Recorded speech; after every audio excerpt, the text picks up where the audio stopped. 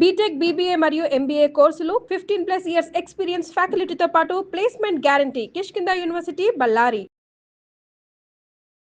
నమస్తే రమగారు. నమస్తే జయ. రమగారు, సాధారణంగా ఏదైనా చెడ్డ పనులు చేయటం, అబద్ధాలు చెప్పటం లేదా దొంగతనాలు చేయటం ఇవి చేసేస్తూ ఉంటారు. అది అలవాటైన వాళ్ళు దాని నుంచి బయటకు రాలేకపోతారండి. కానీ దీనివల్ల ఈ ఇబ్బంది వస్తుంది, ఫ్యూచర్లో ఇది జరగచ్చు, లేకపోతే ఈ ఆపద వస్తుంది ఇది చేయటం వల్ల, అలా తెలిస్తే వీళ్ళు మారతారంటారా? కొంతమంది మారతారు జయ. ఆ, మారడానికి ప్రతి వాళ్ళకి అవకాశాలు వస్తాయి. వస్తాయి. వస్తాయి. ఉపయోగించుకుంటారా మనం లేదా? ఉపయోగించుకునేవాడు వాడి అదృష్టం. వాడు దొంగగానే బతకాలనుంటే వాడు మారడు.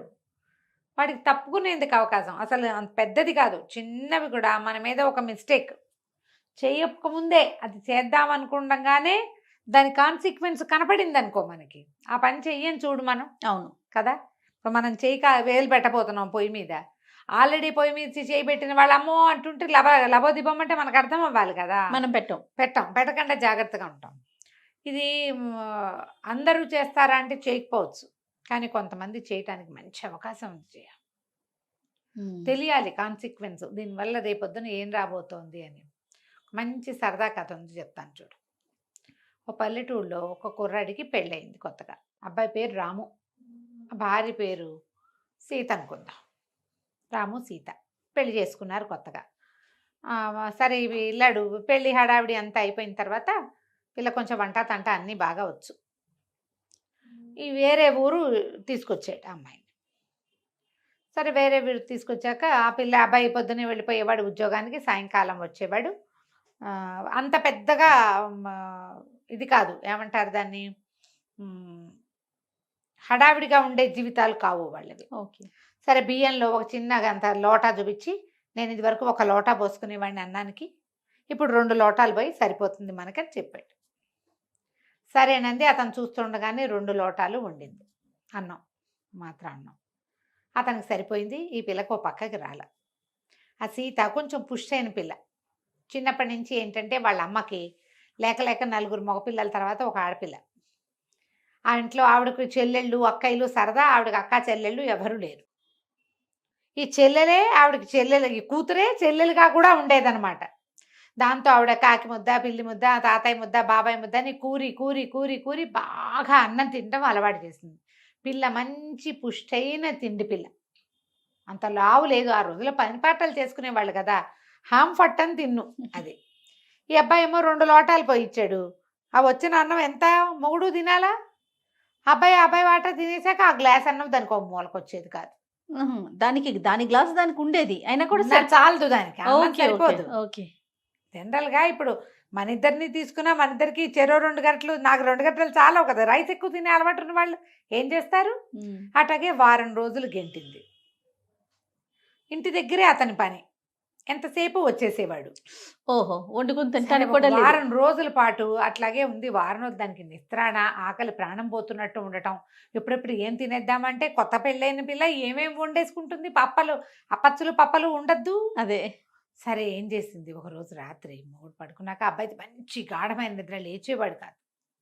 చల్లగా వంటింటికి వెళ్ళి కాస్త పొయ్యి రాజేసుకుని ఒక గిన్నెడు అన్నం వండుకుని అంత మాగాయ అన్నమో చింతకాయ అన్నమో కలుపుకొని తిని అమ్మయ్య అని పడుకుని. రాత్రిళ్ళు నిద్ర పట్టదు. అవును,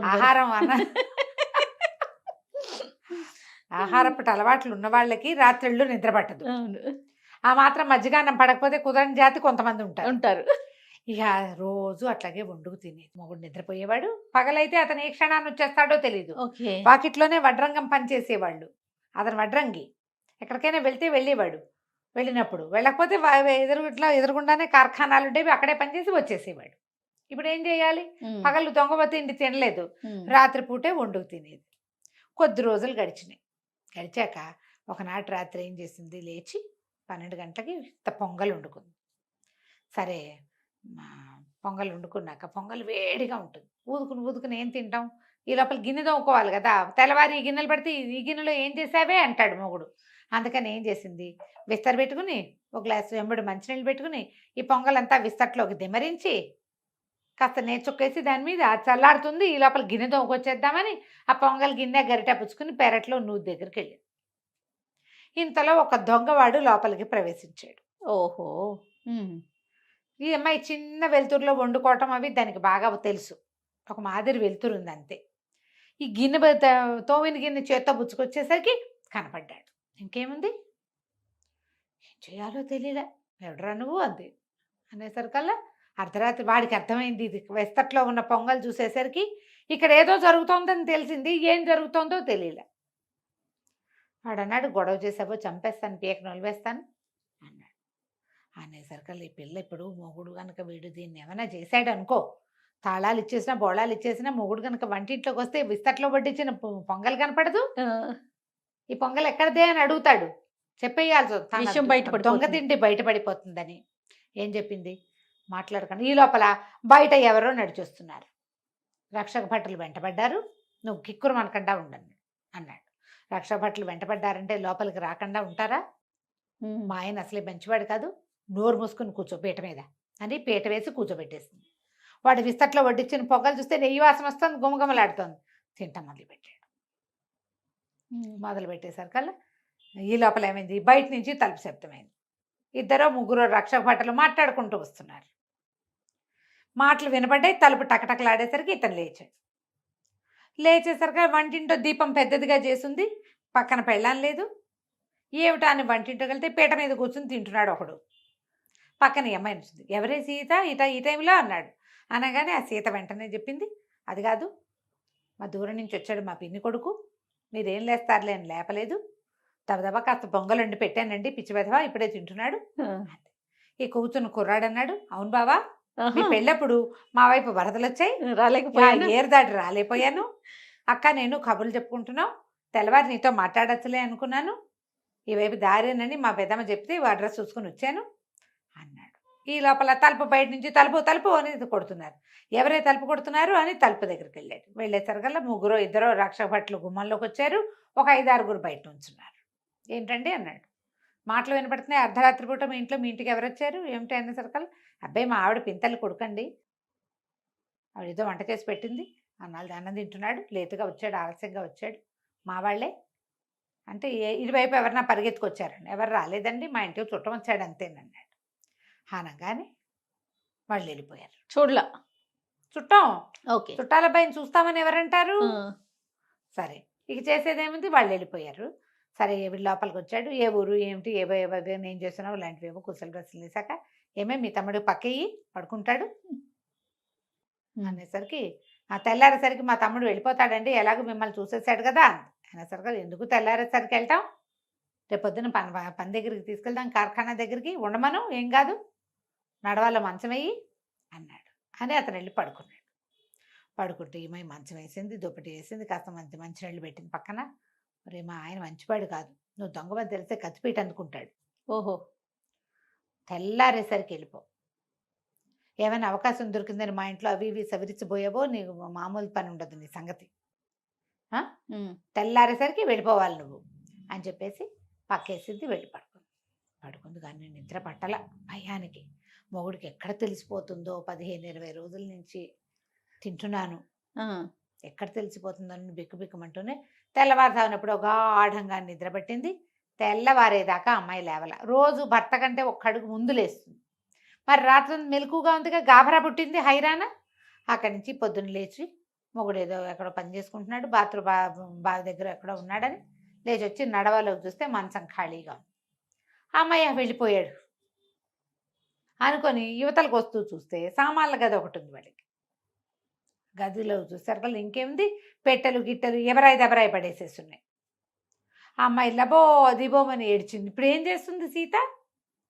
వాడు తెల్లవారుజామున వెళ్ళిపోరా చచ్చినవాడ అన్నం పెట్టి కూడా పంపిస్తే వాడు పెట్టెలు బ్యాడ్లో సవరిచ్చేసి డబ్బులో నగలు అన్నీ వెతుక్కుంటే ఏముంది, పట్టు చీరలు లేవు, నగలు లేవు, మొత్తం వాళ్ళ మావయ్య వాళ్ళు ఏదో చేతి ఖర్చులు కానీ ఆడపిల్లలకి ఇస్తారుగా డబ్బులు, అందరు మావయ్యలు ఇస్తారు, గుప్పట్లో చేతిలో పెడతారు పెళ్ళిళ్ళప్పుడు, అది ఆ పక్కన మూట కట్టి పెట్టుకుని అవి కూడా లేవు. లబలాడుతూ ఏం చేయాలో తెలియలే. ఇప్పుడు చెప్పపోతే ఎట్లా? ఏదో దొంగ తిండి కోసం చూస్తే చీరలు పోయి, బంగారం పోయి, డబ్బులు పోయి. అక్కడి నుంచి ఏడుస్తూ భర్త దగ్గరకు వచ్చింది. ఏమీ ఎందుకే ఏడుస్తున్నావు అన్నాడు అతను. ఏం చేయనండి, రాత్రి వచ్చింది మా తమ్ముడు కాదండి, వాడెవడో దొంగ, నా వల్ల ఇంట్లో ఇల్లు గుల్లైపోయింది, నా తిండి సంగతి బయటపడుతుంది, మరి రోజు రాత్రిపూట అన్నం వండుకుని తింటానండి, అన్నం చాలక నేను వండుకుని తింటున్నాను. అది బయటపడిపోతుందని వాడిని మా తమ్ముడిని చేశాను. వాడేమో అన్నీ పోయేయండి, అన్నీ పోగొట్టేశాడు, పన్ని పట్టుకుపోయాడని బారమని ఏడిస్తే భర్త అన్నాడు, ఆ ఏడవకు పర్వాలేదులే, మీ తమ్ముడు ఉత్తరం రాశాడు, నీ సామాన్లు ఎక్కడికి బాగాలేదులే, ఈ ఉత్తరం చదువు అని ఉత్తరం చేతిలో పెట్టాడు. వాడు ఆ ఉత్తరం రాశాడు. ఆ కుర్రాడే వెళ్ళేవాడు దొంగ. నమస్కారం బావగారు, మీరు మాకేం చుట్టాలు కాదు, చాలా ఉద్యోగాల కోసం ప్రయత్నం చేశాను, ఎక్కడికి వెళ్ళినా సరే ఈ చిన్న పని నేను చేయటం ఏమిటి అని ప్రెస్టేజ్కి పోయాను, నా గౌరవానికి సరిపోదని ఏ పనులు చేయక డబ్బు అవసరాలు తీవ్రమైపోయి పని చేసుకుని బతకడానికి అహంకారం అడ్డమొచ్చి దొంగతనానికి దిగాను. ఇవాళే మొదటి రోజు నేను వచ్చింది. తీరా అక్కయ్య ఇక్కడికి వచ్చేసరికల్లా దొంగ తిండి తింటున్న మా అక్కయ్య ఆ దొంగతనాన్ని కాపాడడానికి ఇంత పని చేసింది. నేను ఎంత పని చేయాల్సి వస్తానో నా దొంగతనాలు కాపాడుకోవటానికి. ఒక గుప్పెడు అన్నం ఎక్కువ బియ్యం పోస్తే సరిపోయేదానికి ఇంత పని అయ్యింది. అంతేగా. నేను ఇంకా దొంగతనాలు అవి చెయ్యను. అక్కయ్య పరిస్థితిని చూశాక నాకు అర్థమైంది.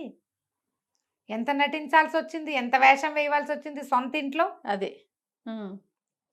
నేను ఇంకోసారి ఈ పొరపాటు చేయను, మీ వల్ల నాకు బుద్ధి వచ్చింది, నన్ను క్షమించండి, బాగా బతికి బాగుండి శుభ్రమైన ఉద్యోగం చేసుకుంటే ఎప్పుడైనా మా అక్కయ్యకి చీర సారెతో వస్తానని ఉత్తరం రాసి పెట్టాడు. ఈ అమ్మాయి ఉత్తరం అంతా చదివాక మరి ఇవన్నీ ఇట్లా ఉన్నాయి ఏమిటి అని నేనే నిన్ను భయపెడదామని చేశాను, ఇదిగో నీ బట్టలు, నీ ఇవి మంచం కింద దాచిపెట్టినవి తీసుకొచ్చి చేతులు పెట్టాడు. నువ్వు దొంగతనం తినక్కర్లేదు, నాకు మొదటి రోజుల్లోనే తెలుసు, సరే అంటం ఎందుకు లేని ఊరుకున్నాను, అది కొంప ముంచి ఎందుకు తెచ్చావు నువ్వు కూడా నాకేం అక్కర్లేదులే, నీకు కావాల్సినట్టుగా వండుకో, నువ్వు చేసుకునే రకరకాల రుచులైన వంటకాలు రోజు వాసనలు మాత్రమే వస్తున్నాయి, నాకు కూడా పెడుతూ ఉండు కాస్త అని చెప్పాడు. సూపర్.